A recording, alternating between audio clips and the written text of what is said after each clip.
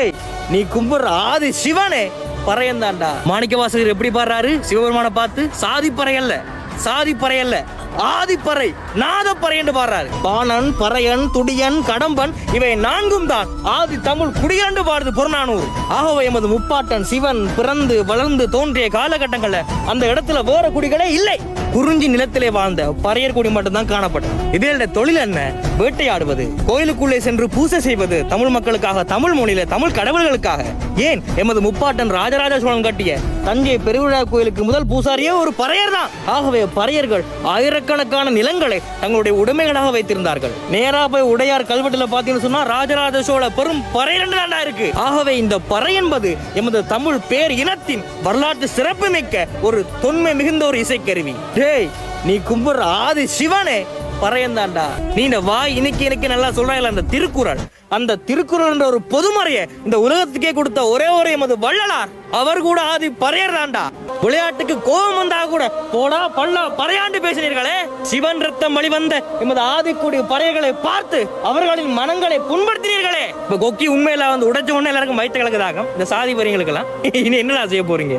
ஏதாவது இந்த இளையராஜால சோகா பாட்டை போய் கேட்க போறீங்களா? டேய், அட படிப்பறிவுகளா, அந்த இளையராஜாவே பறையறான்டா. இளையராஜா ஒரு பெரிய இசை ஞானி. அவரை திருச்சி ஸ்ரீரங்கம் வைக்கும்போது நிறைய பணம் கொண்டு கொடுக்குறாரு. பணத்தை கொடுத்த பிறகு சங்கராச்சாரி இவன் தான் சாதியில் தாழ்த்தப்பட்ட பறையர், உள்ள விடாதீன்ட்டான். இளையராஜா உள்ளேயே போக முடியல. ஏன் உள்ள போக முடியல? ஐயரா இருந்தா மேல போயிருக்கலாம்.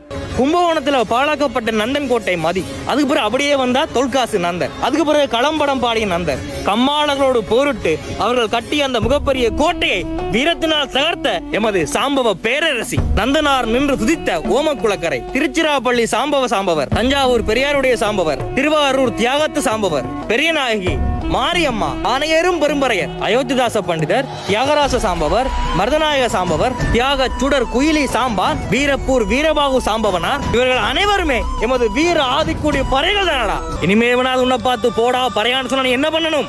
கோபப்படாத, நீ கும்புற சிவனே நான் தான் சொல்லிட்டு போடா.